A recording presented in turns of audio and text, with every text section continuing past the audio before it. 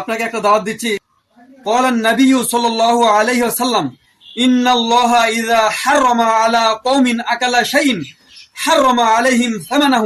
রাসূল সাল্লাল্লাহু আলাইহি ওয়াসাল্লাম বলেন, আল্লাহ সুবহানাহু ওয়া তাআলা যখন কোনো জাতির জন্য কোনো কিছুকে হারাম করে দেন তখন তার মূল্যও হারাম করে দেন।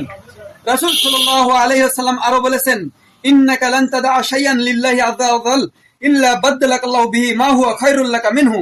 আপনি যদি আল্লাহর সন্তুষ্টির জন্য কোনো কিছুকে পরিত্যাগ করেন, আল্লাহ সুবহানাহু ওয়া তাআলা আপনার জন্য এর চেয়ে উত্তম কোনো কিছুর ব্যবস্থা করে দিবেন। আল্লাহু আকবার। আপনি হয়তো এখন মনে করতে পারেন, এই জিনিসটা যদি বিক্রি এখন আমি বন্ধ করে দেই, আমার রিজিক অনেক অংশে কমে যাবে।